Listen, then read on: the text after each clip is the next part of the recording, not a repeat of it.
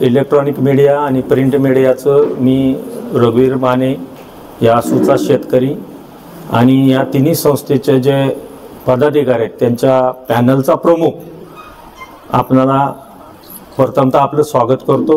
तसेच माझ्या गावातील ज्येष्ठ आणि जे कार्यकर्ते किंवा ज्यांना ह्या प्रेसची उत्सुकता आहे त्यासाठी उपस्थित राहिलेल्या सर्वांचं मी प्रथमतः स्वागत करतो।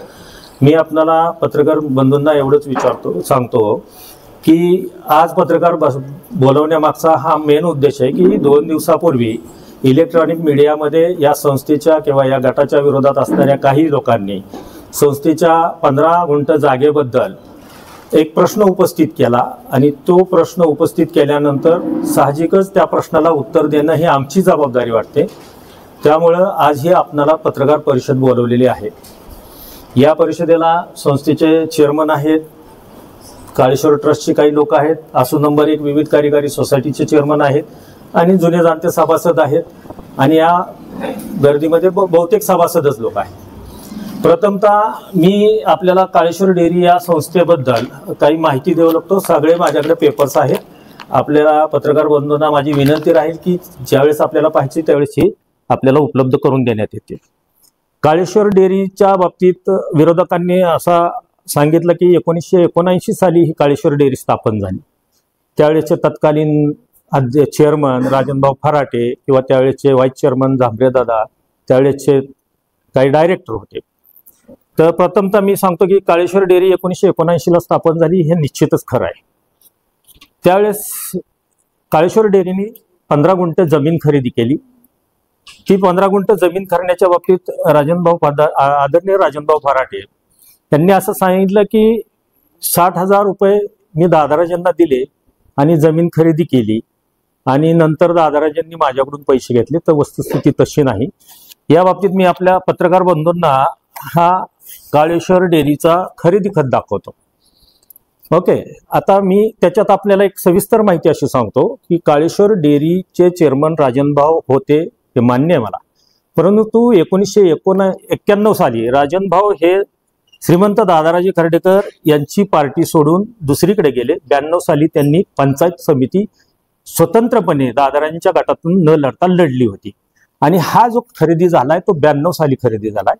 याच्यात तत्कालीन व्हाईस चेअरमन सदाशिव राजाराम झांबरे यांनी दस्त करून घेतलेला आहे। जागेचे मालक बबन बोडरे आणि नारायण बोडरे आहेत। त्याच्यावर साक्षीदार म्हणून स्वर्गीय दादाराजे खर्डेकर आणि शंकर भुई यांची सही आहे।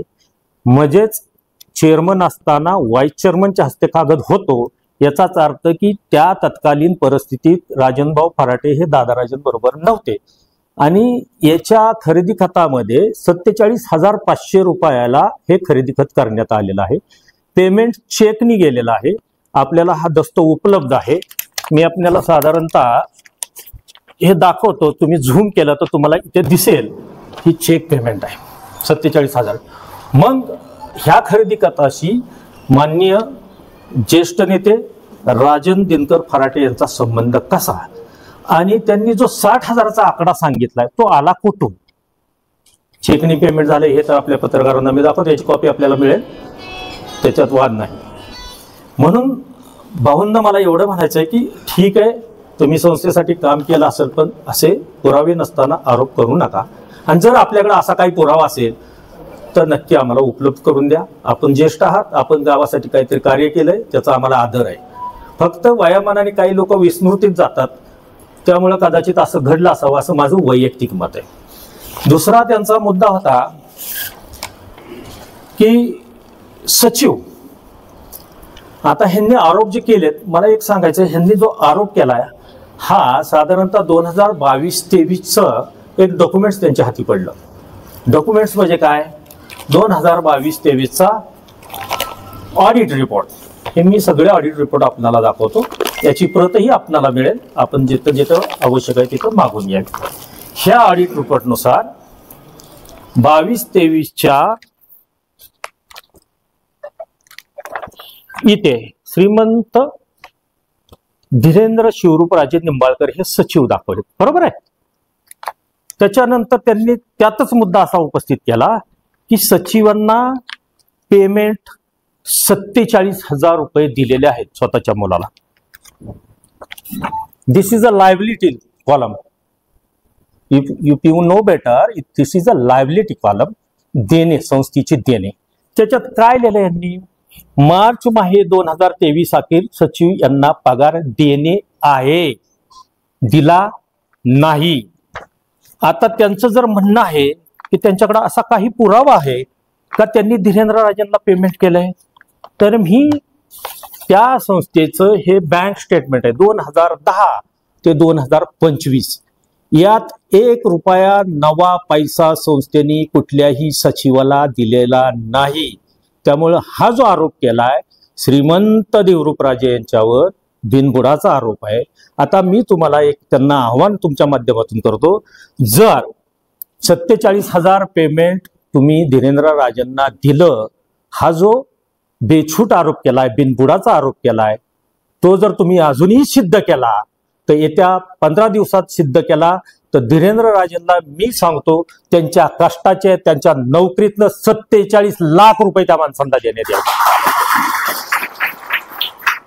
47 लाख आहे त्यांच्या दम.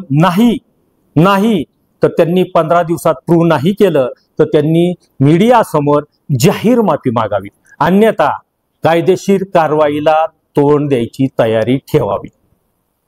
बिनबुडाचे आरोप करू नयेत, हा मला त्यांना विनंतीवर सल्ला आहे. त्याच्यानंतर त्यांचा पुढचा होता जमीन विक्री, जो महत्वाचा कळीचा मुद्दा आहे. बरोबर आहे. जो आरोप केला तो 2022-23च्या ह्याच्याप्रमाणे. आता आरोप काय केलाय की आसूतला एक आका बोका अशी जी संस्कृतीत आपल्या बसत नाही अशा प्रकारची जी भाषा वापरली ही आपल्या फलटण, आपल्या राजघराण्याचं संस्थानिक फलटण आहे, इथं अशी भाषा शोभत नाही असं माझं वैयक्तिक मत आहे. तर अशी भाषा त्यांनी कृपा करून वापरू नये, कमरखालचं बोलू नये. अंडर द बेल्ट कोणालाही अलाउड नाही, तसं कायद्याने किंवा संविधानाने जरी अधिकार दिला तर त्याला मर्यादा आहे. आता हे त्यांनी सांगितलं जमीन विक्री केली.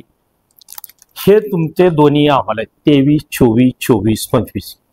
यात मला श्रीमंत शिवरूपराजे किंवा श्रीमंत धीरेंद्रराजे कुठेही डायरेक्टर पदावर अथवा सचिव पदावर दिसत नाहीत. आरोप करताना काय केला? 2023चा बॅलन्स शीट. आत्ता कुठलं साल चालू आहे पत्रकार मित्रांनो? 25-26चे ऑडिट संपले. ह्यात आहे का हो? नाही. हे ऑडिट रिपोर्ट आहे साइन्ड बाय द अथॉरिटी आणि which is submitted to the government department. मग हे आरोप कशासाठी? तर हे आरोप याच्यासाठी आहे की ज्यांनी आरोप केले अशा लोकांची आसू नंबर 1 कार्यकारी संस्था इथून काही कर्ज घेतली होती. ही थकबाकी होती. 2021ला काही लोकांनी कर्ज घेतलं आणि ही थकबाकी संस्थेने वारंवार मागणी केली तरी ह्यांनी भरली नाही. आणि त्यानंतर हे प्रकरण AR कडे जातं, AR त्याची 101 काढतं आणि बँकेकडे जातं. संस्था काय हो? सहकारी संस्था कमिशन बेसिसवर काम करते. डॉक्युमेंट्स गोळा करणे शेतकऱ्यांचे आणि बँकेला सबमिट करणे. सहकारी संस्था काय कर्ज वाटप करते का? पैसा बँकेचा असतो, थ्रू संस्थेच्या वाटला जातो. मग आता हे प्रकरण बँकेत गेल्यानंतर ह्यांचं म्हणणं की ह्यांनी राजकीय हेतूने आमचे लिलाव काढले. पत्रकार मित्रांनो, माझ्या माहितीप्रमाणे बँकेत 21 संचालक आहेत, एकटे शिवरूपराजे नाहीत. कृपा करून माझं अज्ञान असेल तर आपण मला सावध करा. आणि ह्या 21 संचालकांच्या डायरेक्टर बॉडीत AR ची परमिशन, तिथले अधिकारी ह्यांच्या काहीतरी ठरावानुसार, मान्यतेनुसारच ह्या प्रकरण निघाले असतील ना. ओके. आणि ही प्रकरणं फक्त आसूतलीच आहेत का हो? अख्ख्या जिल्ह्यात निघालीत असं माझं माहिती आहे. तर कृपा करून राजकारण ह्या संस्थेत झालं नाही. 100 वर्षाची परंपरा आहे. तुम्ही राजकारण आणू नका. वैयक्तिक द्वेषापोटी संस्था बदनाम करू नका. माझे हात जोडून विनंती आहे. संस्थेत प्लीज राजकारण नका. राजकारण 15 दिवसाचं खेळा. तुम्ही कुठल्या पक्षाचे आहात, कुठल्या विचारधाराचे, आम्हाला सभासदांना त्याचं घेणं देणं नाही. पण तुम्ही कृपा करून संस्थेच्यावर नाहक बदनामी, एखाद्यावर वैयक्तिक चिखलफेक थांबवा. तुमच्या स्वतःचे कर्ज किंवा असे काहीतरी लक्ष डायव्हर्ट करून तुमच्या जप्ती थांबतील तर हा चुकीचा समज आहे. संस्थाही चालल्या पाहिजे, वेळेवर कर्ज मिळालं पाहिजे, वेळेवर भरलं गेलं पाहिजे. ह्या गोष्टी आपल्यासमोर मला मांडायच्या होत्या. याच्यानंतर जमीन विक्री, काळेश्वर दूध डेअरीची जमीन विक्री हा कळीचा मुद्दा आहे त्यांचा. काळेश्वर दूध डेअरीची जमीन विक्री का केली आणि किती किमतीला गेली? बरोबर. तर अजून काय आहे त्यांचा आरोप? का केली त्याचं उत्तर मी देतो. महाराष्ट्र सहकार अधिनियम 1960च्या कलम 102 नुसार आपले आता नवीन आलेले आयुक्त माहिती आहेत आपल्याला, नवीन आयुक्त आले तुकाराम मुंडे साहेब. या कलमान्वये त्यांनी काय केलं, ज्या संस्था कागदोपत्री जीवित आहेत परंतु उद्दिष्ट पूर्ण करत नाही अशा संस्था लिक्विडेशन मध्ये काढायच्या आणि त्या जमिनी ही सरकारी दप्तरी जमा करून घ्यायच्या. आपण माहिती घ्या सातारा जिल्ह्यात अशा किती झाल्या. मी सकाळी साधारणतः माझ्याकडे माहिती आली तर सातारा जिल्ह्यात अशा बऱ्याच संस्था आहेत. एक मिनिट मी तुम्हाला ती आकडेवारी देतो. अंदाजे बोलतो 500 संस्था लिक्विडेट झालेल्या ज्या कागदोपत्री जीवित आहेत पण त्यांनी त्यांचं उद्दिष्ट पूर्ण केलं नाही. आपल्या शेजारचं गाव मंजवडीचं झालंय असं माझ्या ऐक्यू माहितीत आहे. मी फर्मली बोलत नाही पण ते माझ्या ऐक्यू माहितीत ते असं मंजवडीला झालेलं आहे. ह्या घडायच्या आत आपल्या संस्थेची जमीन कागदोपत्री जी जीवित आहे ती शासना दप्तरी जमा होण्यापेक्षा सभासदांचं हित जमण्यासाठी ती विक्रीला काढली. आता विक्रीला काढली त्यांचा आरोप आहे की रात्रीच्या अंधारात गपचूप काढली. माझं असं मत आहे मला कायदा माहित नाही म्हणून मी गुन्हा केला हे कायद्याला मान्य नाही. म्हणजे पेपरला आलेली प्रत्येक गोष्ट वाचली जाते असं कायद्याला गृहीत आहे आणि ज्ञात आहे. बरोबर. एखादी डिमांड नोटीस इलेक्ट्रॉनिक मीडियातर्फे एखाद्याला पाठवली, समन्स पाठवलं तर त्याला मिळालं असं गृहीत धरलं जातं आणि असा GR आहे शासनाचा आणि तसे कायद्यात बदल शासनाने केलेले आहेत. तर ही जमीन विक्रीला काढण्यासाठी त्यांनी बाकायदा ऐक्य केला. हा ऐक्य पेपर आहे. ह्या ऐक्य पेपरला नोटीस दिलेली आहे. आता हा मला वाटतं नामांकित पेपर असावा. ह्या ऐक्य पेपरला जाहिरात आहे. ह्याचा खरेदी खत त्याच्यावर जोडलेले सगळ्या डॉक्युमेंट्स मी तुम्हाला देतो. आता ही जमीन विकताना संस्थेने सगळे नियम पाळले का? निश्चित पाळलेत. ही जागा हे त्याचं खरेदी खत. यासाठी पेपरला दिलेली जाहिरात यात आहे.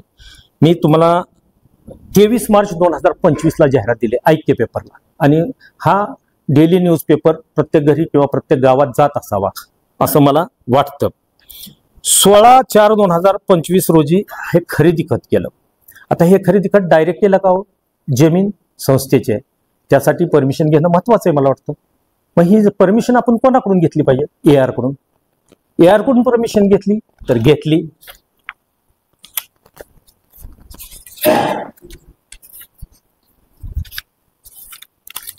दिस is AR permission. Okay. AR कडून परमिशन घेतली का? घेतली. शासनाने व्हॅल्युएशन रिपोर्ट दिला का? हा व्हॅल्युएशन रिपोर्ट. मिनिमम तुम्ही ही जागा एवढ्याला विकली पाहिजे. मग तुम्ही काय केलं? संस्थेने टेंडर मागवले. आले का हो टेंडर? आले. संस्थेच्या हे this is certified that the fair market value of the above mentioned property is at ₹16,65,000. त्याच्यापेक्षा कमी किमतीला विकू नये असं त्यांचं मत आहे. त्याच्या पुढे मी येतो. ही जमीन विकल्यानंतर जागेसाठी अर्ज आले का? आले. विच इज हायर हा नियम आहे कायद्याला अवगत काय आहे? Which is higher. हायरला विकली का? तर विकली. आता ही जाहिरात तुम्ही सांगता ती त्या दस्ताला जोडलेली.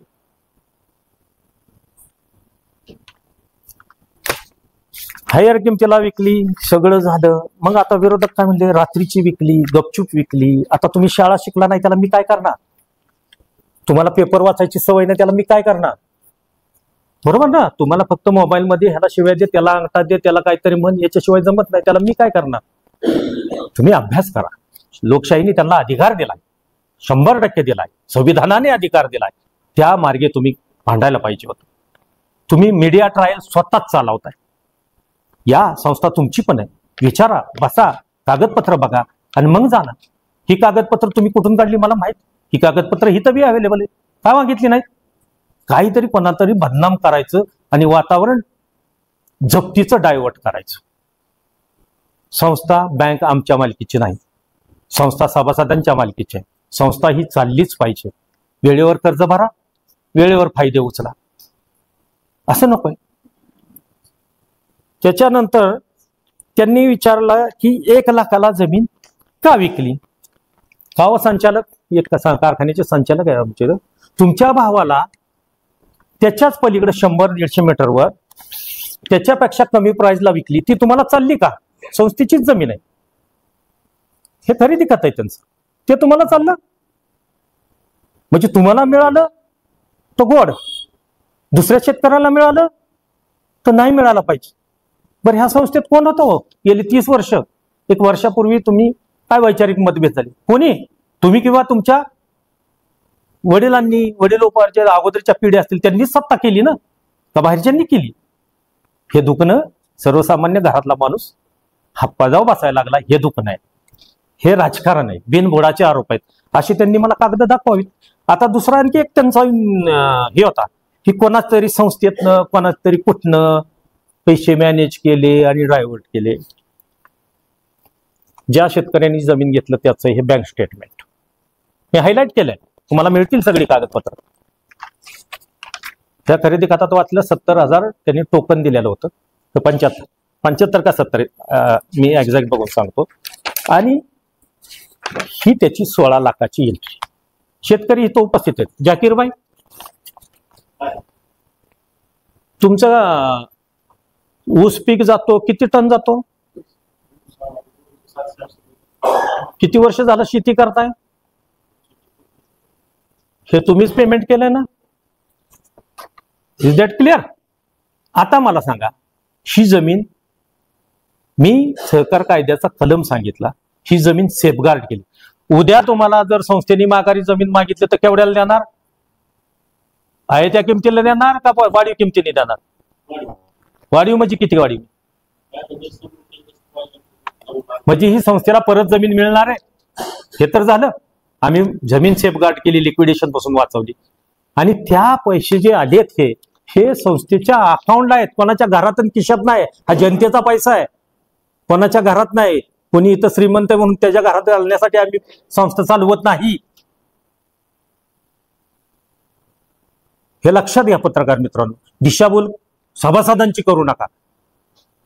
माझं राजकीय कुठंही स्टेटमेंट नकोय मला, सभासदांची दिशाभूल करू नका. ही पत्रकार परिषद मी कोणाला खजवायला आणि कोणाला हे करायला नाही घेतली. तर माझे सभासद प्रत्येक वेळेस मला फोन करतात, या बिचाऱ्या चेअरमनला फोन करतात, मग एकदा होऊ दे पत्रकार. बरं, हे पण मी केलं असतं घरातल्या घरात बसला, त्यांनी अख्ख्या तालुकाभर केलं. माझ्या संस्थेचं नाव आमच्या बदनाम केलं, गावाचं नाव बदनाम केलं. तुमच्या स्वार्थी राजकारणापोटी प्लीज कुठल्याही संस्था त्यात वळू नका, माझं सगळ्यांना विनंती आहे. कारण संस्था ह्या शेतकऱ्याच्या संसाराशी निगडीत आहेत, तिथं राजकारण करू नका.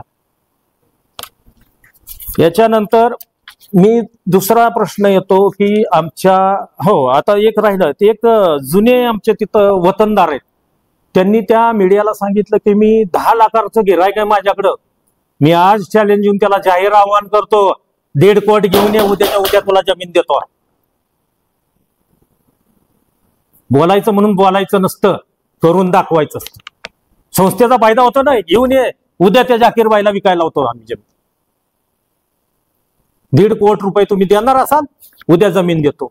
मथळा दिलाय, 75 लाखाची जमीन 16 लाखात दिली, आणि वर आतबाईट काय 10 लाख रुपये गुंठ्याने आमच्याकडे गिऱ्हाईक घेऊन या.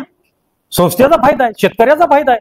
तुम्हाला कुठं नाही म्हणलंय, तुम्ही बी संस्थेचं सभासद आहात, तुम्ही या संस्थेत कष्ट केले, पद भोगल्यात, तुम्हाला कुठं आम्ही अडवलंय.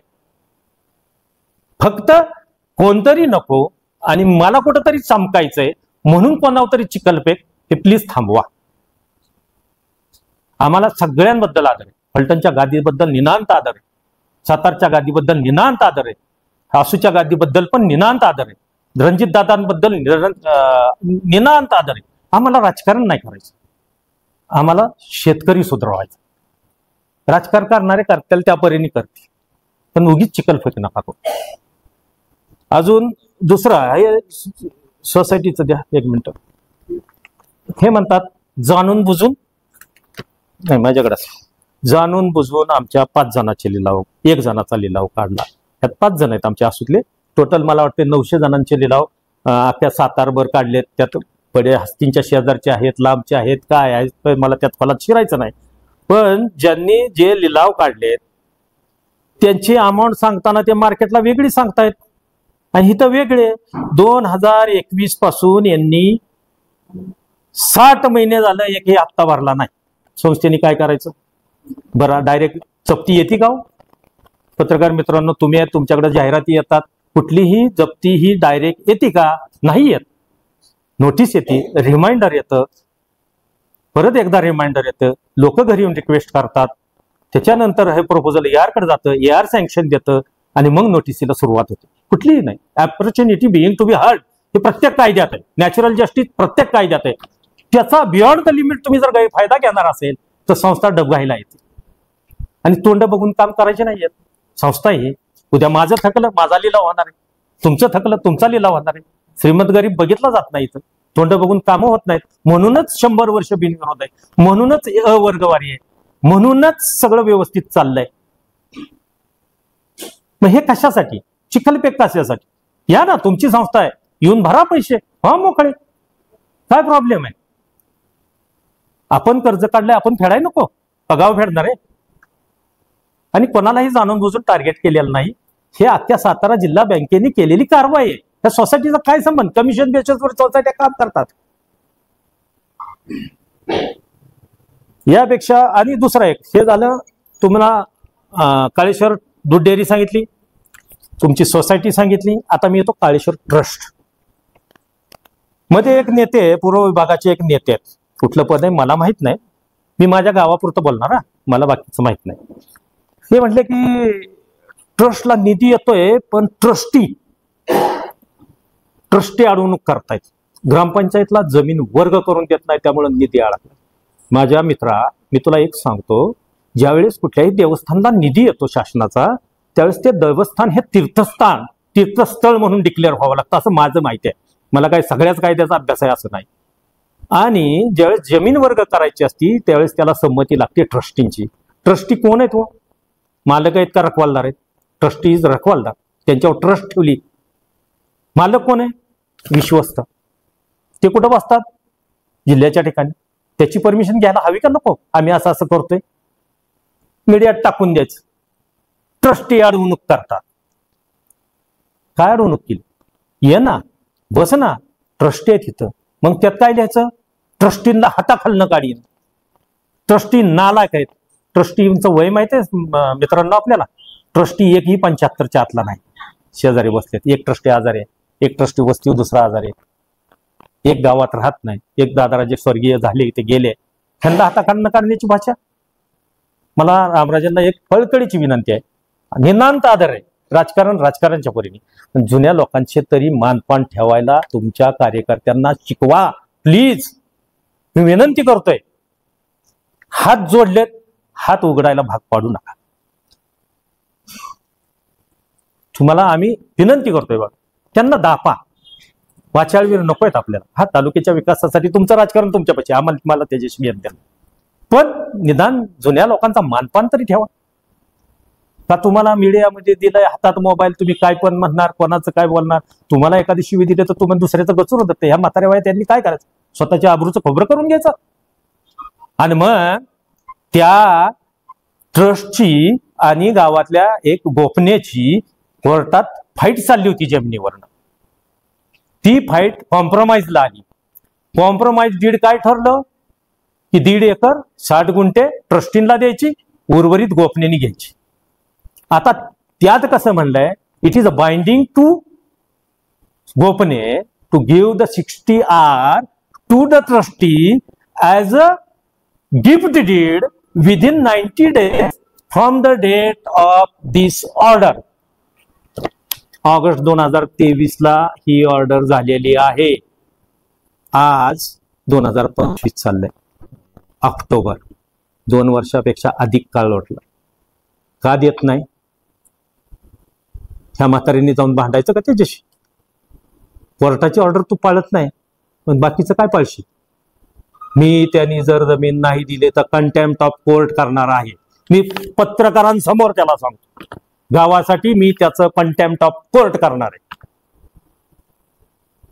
अजून एक अपॉर्च्युनिटी त्याला देतो की तू ये, आजही वेळ गेलेली नाहीये, आम्हाला प्रकरण वाढवायचं नाहीये. 60 गुंठे जमीन तू ट्रस्टला करून दे, तुझा तू मोकळा, ट्रस्टीच्या मोकळे.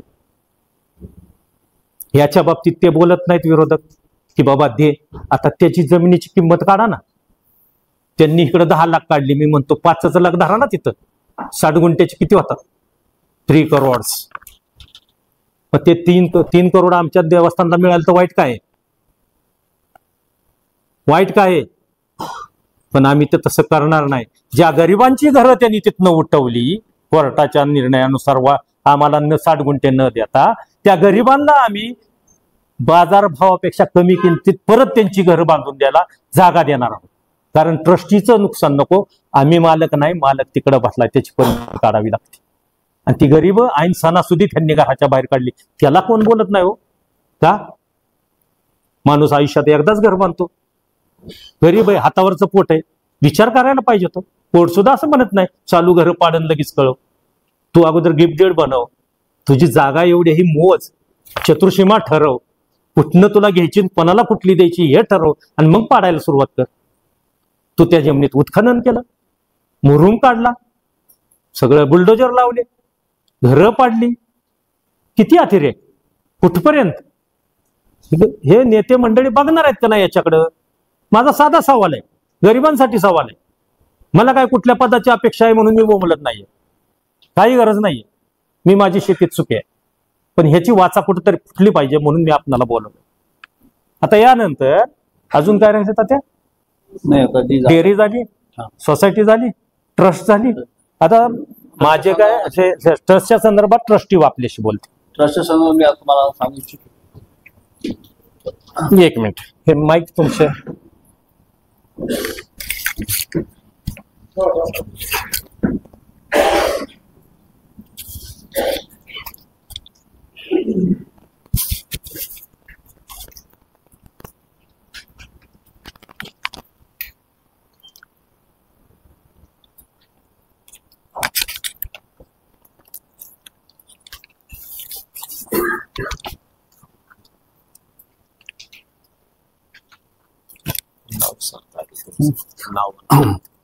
मी कृष्णात लक्ष्मण फुले, माजी सरपंच असू, मी ट्रस्टीचा डायरेक्टर आहे.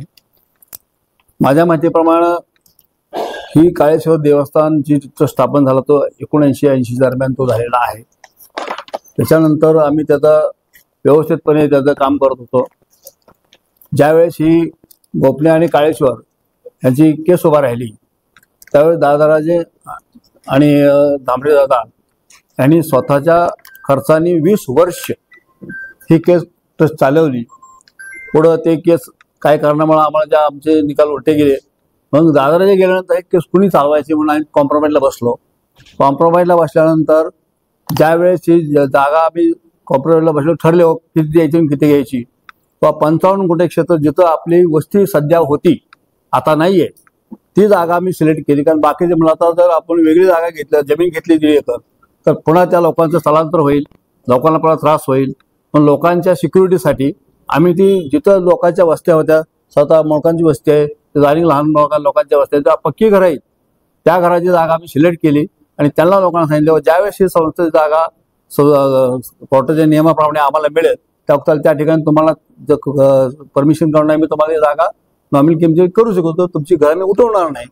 परंतु जसं आपण सांगितलं, कोर्टाच्या ज्यावेळेस आम्ही कोर्टामध्ये गेलो त्यावेळेस आमच्या ट्रस्टीला प्रत्यक्ष धांबरेदादांना डायफर घेऊन लावावं लागलं. कारण आता खरं तर धांबरेदादा हे आमच्या गावचे त्याचे दैवत सारखे आम्हाला आहे, त्याला आहुती आतापर्यंत आहेतच. कारण त्यांचं देवाबद्दलचं असणारं जे काय कॉन्ट्रीब्युशन आहे खूप मोठं आहे, त्याला गाव कधी विसरणार नाही. पण दादाराजांनी दोघांनी स्वतःच्या खर्चाने 20 वर्ष त्यांनी कोणाला पैसा मागितला नाही आणि आम्ही कोणी त्यांना दिले नाही. परंतु हे एवढं त्यांनी मोठं काम केल्यानंतर दादाराजांनी ते चालवायचं कसं म्हणून आम्ही परत कॉम्प्रोमाइजला बसलो. विषय असा आहे की आम्ही ज्यावेळेस ती जागा जे लोक राहतात ती आम्ही घेतली होती, पण ती घेतल्यानंतर जसं कॉम्प्रोमाइज झालं तसे ऑर्डर झालेली आहे, ते आपल्याला दाखवलेच आहे. आमच्याकडे ऑर्डर सोय आहे, तुम्हाला दाखवू आम्ही. पण त्या निकालाप्रमाणे त्यांनी 90 दिवसाच्या आत आम्हाला बक्षीस करून द्यायला पाहिजे होतं, पण त्या काळात त्यांनी दिलं नाही. हे 2 वर्ष झालं.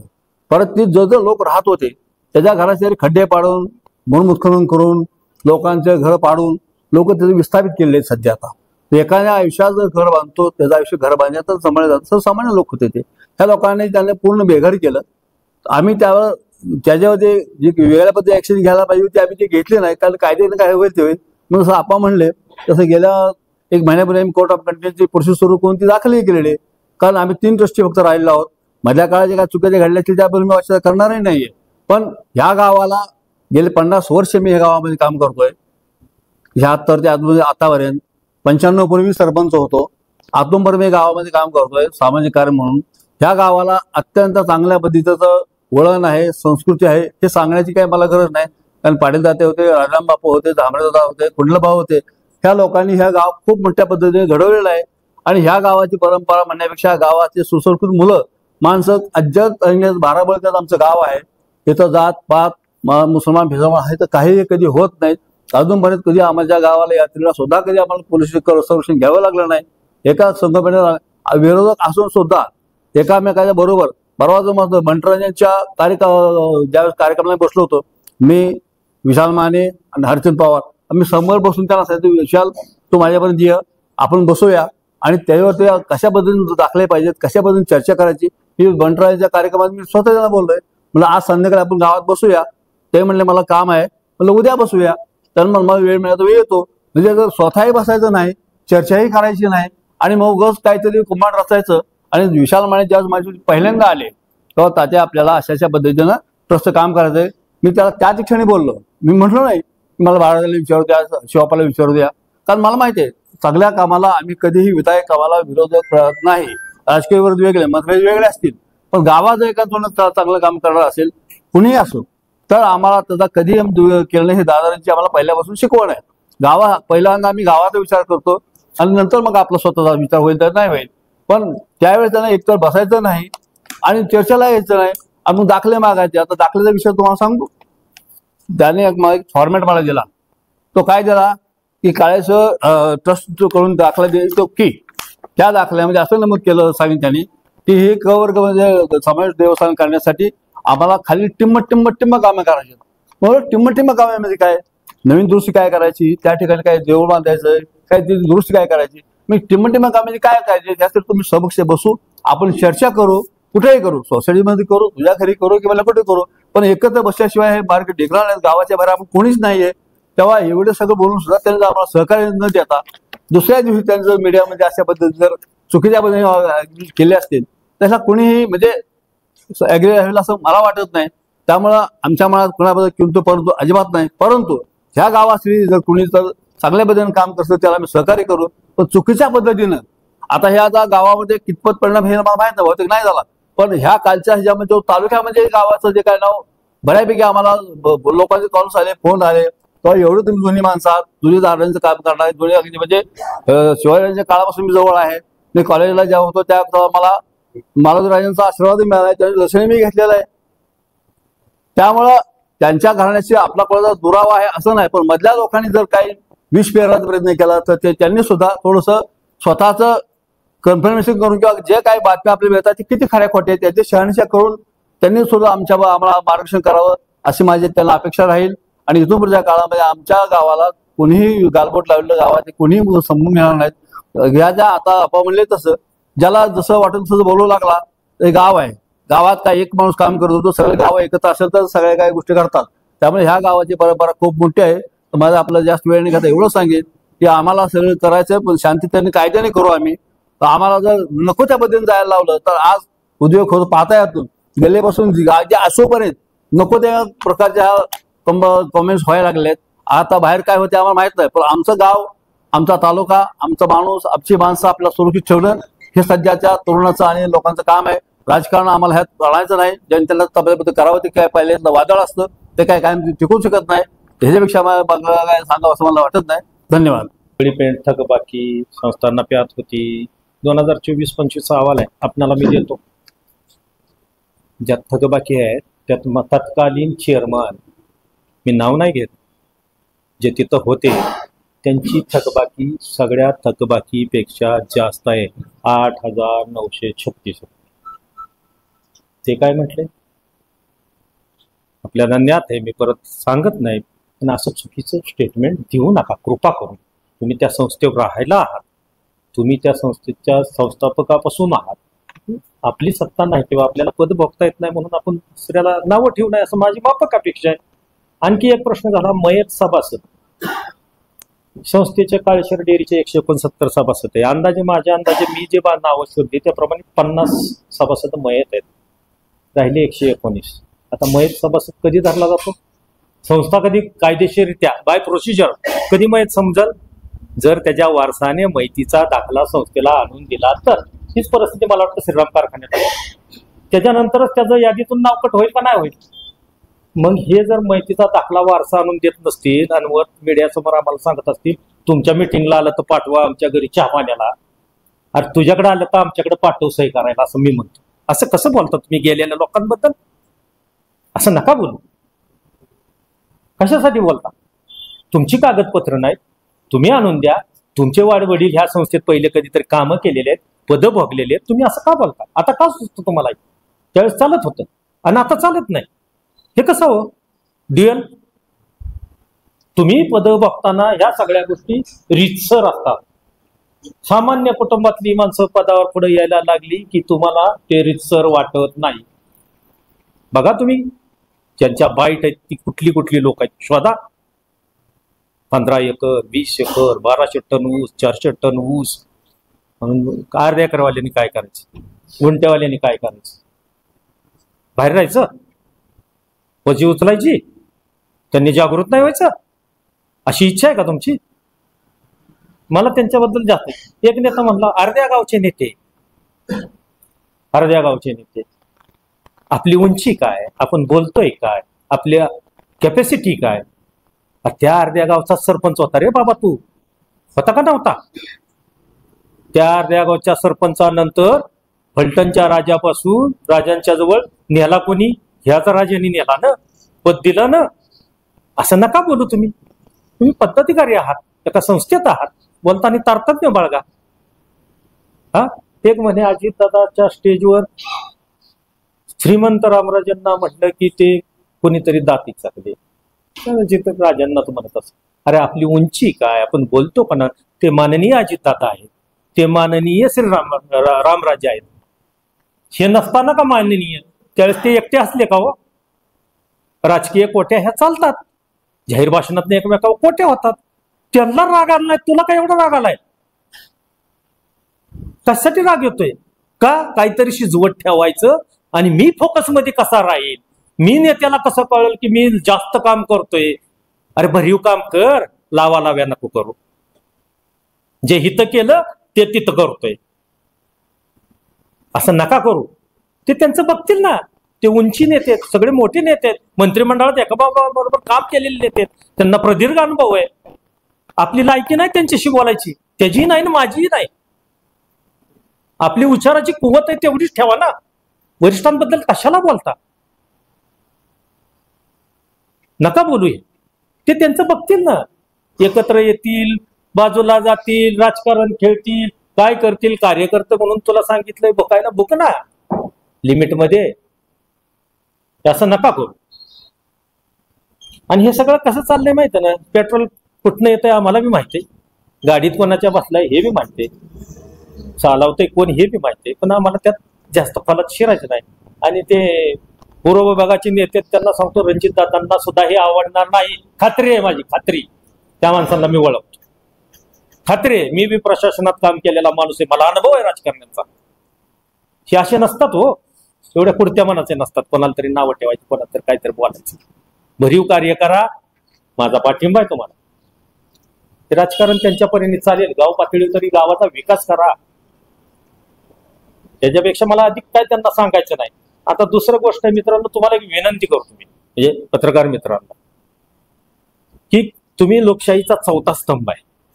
आमच्यासारखी सामान्य माणसं तुम्ही जे सांगता ते ऐकतो, ते वाचतो, ते मान्य करतो आणि तेच खरं समजतो. कृपा करून कुठलेही येऊ द्या, त्याला काहीतरी क्रॉस चेक ठेवा किंवा एखादा क्वेश्चन मार्क ठेवा. क्वेश्चन मार्क म्हणजे सगळं काही सांगून जातो. मी होय मी म्हणतोय, मी नाही मी म्हणतोय.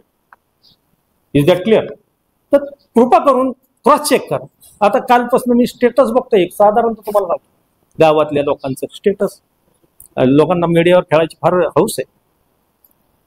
झुकेगा नाही साला, फाडेगा साला, 8 नंबर ती येतोय, कमिंग सून. मी चौकस बुद्धीचा आहे जरा. मी जीएसटी डिपार्टमेंटला काम केलं ना, त्यामुळे मला थोडस चौकशीची सवय आहे. तर मला अशी कुणकुण लागली की याच थकबाकीदारापैकी एकाला त्यांनी दारू पाजली, त्याची बाईट घेतली, मला व्याजाने पैसे दिलं ना माझी बायको आत्महत्या करायला चालली, अमुक केलं तमुक केलं. त्याची दारू उतरल्यानंतर तो माझ्या पैसे वाटला.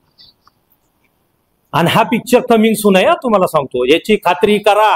आणि जो कमिंग सून दाखवणार आहे त्याला सेन्सॉर बोर्ड आम्ही लावणार आहे.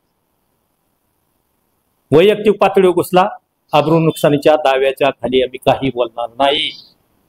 कारण कुठपर्यंत ह्यांना तोंड द्यायची. आमची शेतीवाडी, आमची कामं धंदे आहेत, रानात बघावं का ह्यांच्या मीडियाला सारखं उत्तर देत बसावं. रानात पाणी आले, पाऊस पडलाय, दिवाळी जवळ आली, हे सोडायचं. ह्यांना कामं धंदा नाहीत, ह्यांनी काहीतरी मीडियावर टाकायचं. कमी किसून ह्याला फाडतो, त्याला अंगठा देतो, तो असाच आहे, तो 3 पत्ती का राजा आहे, तो आमकाच आहे. अरे काय लावले, विचाराची प्रगल्भता नाही, समाज पुढे न्यायची ताकद नाही, दुसऱ्याचं चांगलं झाल्यास आनंद मानण्याची ताकद नाही, याचीही लक्षण नाही. या व्यतिरिक्त मला अजून काही बोलायचं नाही. राजकारण नाही, फक्त ह्या ओघाने त्यांनी जे बाईट दिल्या त्या ओघाने मी बोललोय.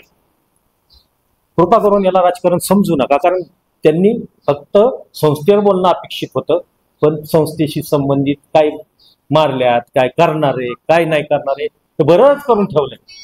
त्यामुळे मला हे बोलावं लागलं. त्यात राजकीय कुठला हेतू नाही. संस्थेशी संबंधित जे आपण प्रश्न विचार त्याला उत्तर द्यायला मी बांधेन. श्रीमंत बाळासाहेबच्या कार्यकर्त्याला दावा. हा, त्याबरोबरच भाजपतून कार्यकर्त्यामध्ये आम्ही दादांनाही आव्हान करतो.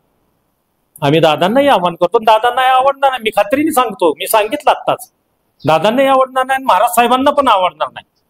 हा करू दे ना, वैचारिक लढा आहे, लोकशाही, तुम्हाला अधिकार दिलाय, लोकशाही मार्गाने तुम्ही आंदोलन करा, कोर्टात जा. तुम्हाला एवढीच खात्री आहे ना, अफरातफर झाली, अनियमितता झाली, का कोर्टात जात नाही? माझं तर म्हणणं आहे तुम्ही कोर्टात जा. आणि ही कागदपत्र त्यांना हवी असतील तर आता कोर्टातूनच मिळते. पत्रकार बंधूंना मी अशी दाखवतो, ते be with due respect, due permission to chairman, vice chairman and director body. आता तुमचा मित्रपक्ष भाजप आहे, हो, दादांकडे तुम्ही तक्रार करणार आहात का?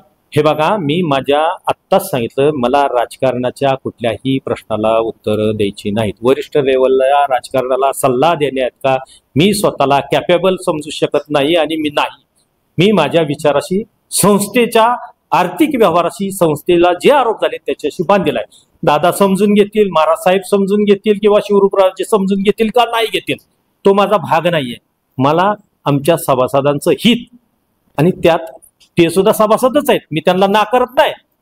5 बोटापैकी ते बी एक बोट आहे. त्यांनी यावं, बसावं, डिस्कशन करावं, कागदपत्र बघावी, चर्चा करावी. आणि वाईट वाटतंय तर मग हे उचलून कोर्टात जावं ना, बाहेर जायचं, माहितीचा अधिकार करायचा, मागितलेलं कागदपत्र 2023चं चाललंय साल 2025, ज्यांचा काही संबंध नाही त्यांच्या नावाने वरडायचं. बघा तुम्ही, त्या सिद्धेश्वरराजे सचिव आहेत ना, शिवरूपराजे संचालक आहेत. शहानिशा, म्हणूनच मी म्हणलं कागदपत्राची शहानिशा करून मग बातम्या द्या. आणि ऑडिट रिपोर्ट 25 पर्यंत आहे.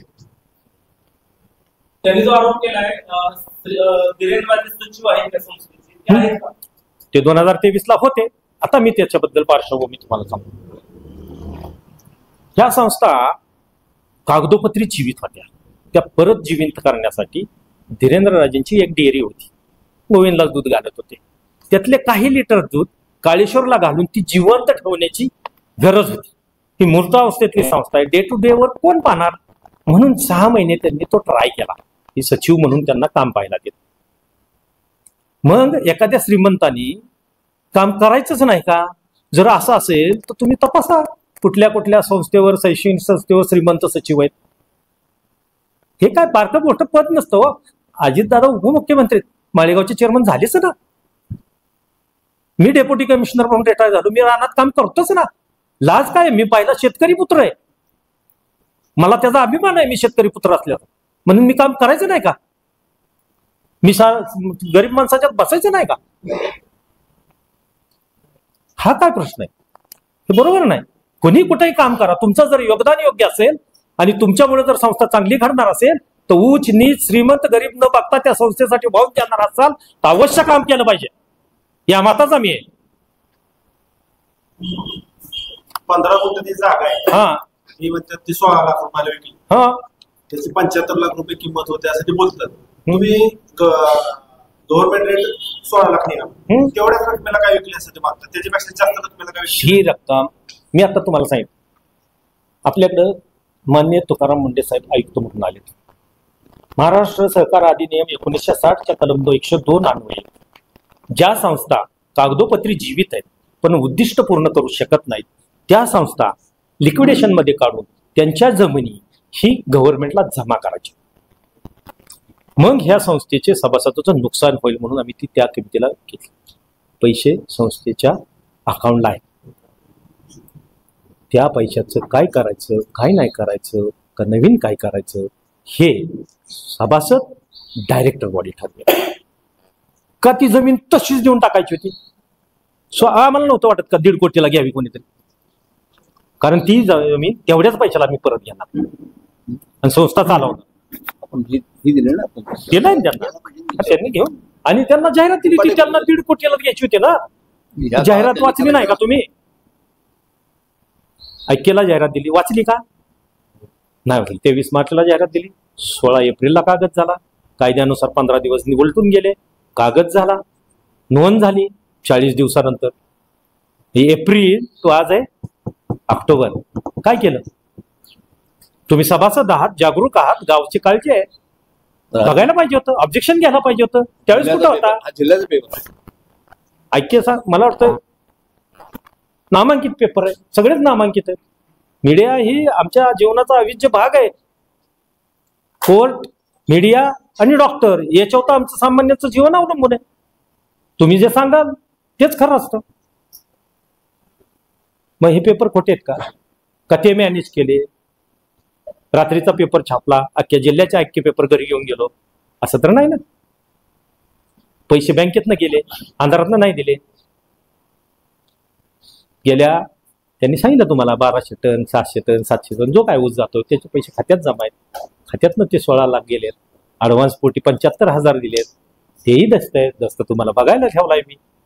कशाच्या आधारे तुम्ही म्हणताय अंधारातनं केला, त्याच्या मागं कोण काय खाऊन झालाय रानमोका? चांगल्या संस्काराची किंवा संस्कृतीची लक्षणं नाहीत, नक्कीच नाहीत. वैचारिक लढा, वैचारिक मतभेद अवश्य असावेत, मनभेद नसावेत. 15 दिवसाचं राजकारण मान्य आहे, असं नका करू. माझे हात जोडून त्यांना विनंती. काल एक स्टेटस ठेवलं, आमचं कोणाशी वैर नाही, मध्ये येणाराचा कार्यक्रम लावतो. हे काय आहे? मोगलाई आहे? मोगलाई आहे? संविधान जीवन नाही? बाबासाहेब आंबेडकरांनी दिलेले अधिकार जीवन नाही? कायदा सुव्यवस्था नाही? आम्ही कोणाची तक्रार करणार नाही. ह्या मीडियाच्या आपल्यातर्फेच त्यांच्या नेत्यांपर्यंत जाणार आहे. त्यांनी सांगितलं ठीक, नाही सांगितलं ठीक. एक लक्षात ठेवा, तुम्ही क्रिश पिक्चर पाहिला, जस्ट इमॅजिन, तशी टुळे, जस्ट इमॅजिन, धार धार धार धार झालं नसतंच काय. जेव्हा जाग्यावर येतो त्यावेळेस काहीच नसतं. पण एक लक्षात ठेवा, मुन्नाभाई MBBS पण पहा, त्यात तो सांगतो बापूजींनी सांगितलं एका गालावर हाणल्यावर दुसरा गाल पुढे गेला, दुसऱ्या गालावर हाणल्यावर बापूजींनी ते नाही सांगितलं ते ह्यावेळेस घडल. ते घडल, नक्की घडल. त्या भ्रमात त्यांनी राहू नये. हा ठीक आहे, सहनशीलता असते तिथपर्यंत ठीक आहे. वैयक्तिक आरोप करू नका. तुमच्याकडे फुल प्रूफ असता अवश्य आरोप करा. त्यांना प्रूफचा आरोप करू नका. ठीक नाहीये, गावाच्या दृष्टीने ठीक नाहीये. तुम्ही राजकारण खेळा, मोठे व्हा, पद घ्या, आमचं काही म्हणणं नाही. तुमचे धंदे काय आहेत, तुम्ही काय करता, सगळं माहीत असतं. काय करायचं आपल्याला? आपल्या कामात आपल्याला वेळ नाही, त्यांच्याकडे वेळच वेळ आहे. ते काढायला लावू नका. प्रत्येकाच्या पुढाखाली अंधार असतो. कोणी सर्वगण संपन्न नाहीये. प्रत्येकात काहीतरी कमीपणा असतो. कामं करतो तोच चुकतो. ती चूक इंटेन्शनली आहे का बा फ्लूक झाली आहे हे पण चेक करा. इंटेन्शनली असेल निश्चित शिक्षा झाली पाहिजे. नजर चुकीने झाली असेल तर आपण समजून घेतली पाहिजे. चूक दुरुस्त होण्यासारखी असेल तर दुरुस्त करून घेतली पाहिजे.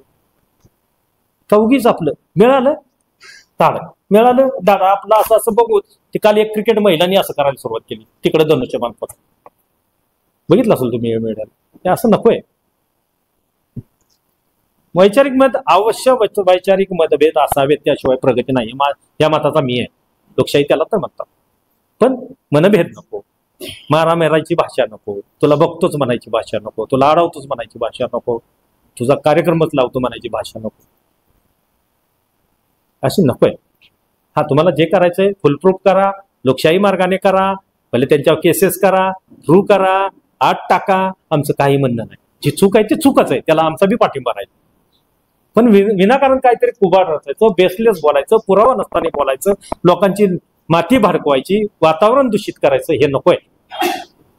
रोज आपल्याला एकमेकाची तोंड बघायच्यात, एकमेकाच्या शेजारी शेत आहे, एकमेकाच्या शेजारी चावत, सगळे एकमेकाचे पाहुणे रावळे, लांबची कुठे, असं नका करू. माझी एवढीच विनंती आहे. आता तुमचे प्रश्न विचारा. तुम्ही आता म्हटलं की जमीन परत घ्यायला, हो बरोबर, सगळ्यांनी लिहून घेतलं. लिहून ऍज सच नाही घेतलेलं, पण तुमच्या मीडिया समोर मी तुम्हाला त्यांना विचारलं, जर संस्थेला लागली तर आम्ही त्याच्याकडून घेऊ, नक्कीच घेऊ. नाही म्हणले हो का, एक विश्वास ही कमवण्याची ते देत नाही म्हटले तर हेल्पलेस आहे. फक्त ते 16 लाख तरी आम्ही वाचवले, शासनाच्या कशात जाणार होती जमीन ती, याचा तरी आनंद माना. आज जर ती लिक्विडेशन झालं असतं, मी तुम्हाला सांगितलं, मे बी चेक करा, मे बी मंजुरी आहे, 500 संस्था आहे, तुम्ही चेक म्हणजे तुमचे AR बसतात कुठं सातारा निबंधक वगैरे, तिथे चेक करा हे असं आहे का नाही, असं चालू आहे का नाही, का मी मुगम बोलतोय. मग मला ह्यात आनंद आहे की 16-15 गुंठ शासनाच्या घशात सभासदांची जाण्यापेक्षा आज सभासदांचे पैसे सेफगार्ड केलेत.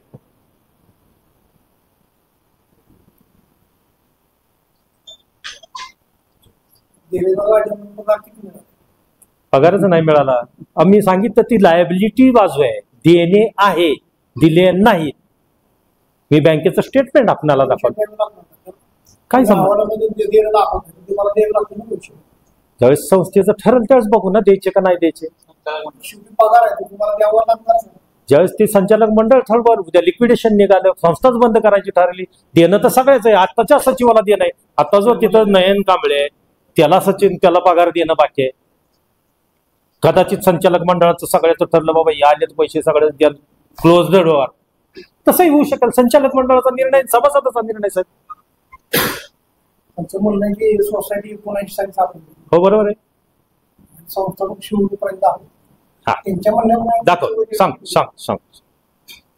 त्यांचं म्हणणं बरोबर आहे. 19 साली शिवरूपराजे माझ्यापेक्षा 1 वर्षांनी लहान आहे.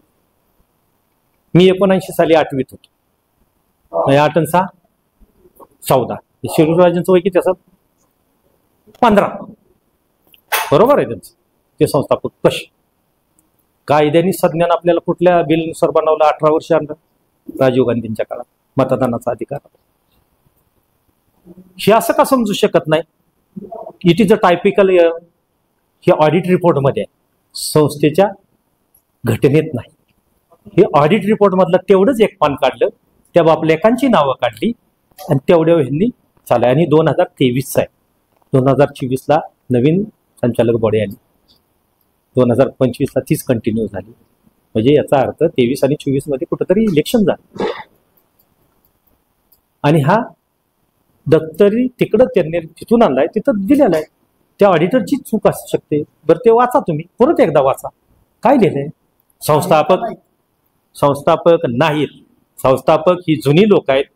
आदरणीय दादाराजे आहेत, आदरणीय राजनभाऊ पराठे आहेत, राजाराम बाप्पा असतील, कृष्णा तात्या असतील, झांबरे दादा असतील, ही जुनी लोक आहेत. त्यावेळेस आम्हाला कळतही नव्हतं, आम्ही सध्याही नव्हतो. त्याच्याबद्दल मी आता उत्तर देणं संयुक्त घ्या, म्हणजे कागदपत्र बोलतात त्याच्यावरून मी तुम्हाला सांगतो. ठीक आहे, धन्यवाद. आपण आला त्याबद्दल आपलं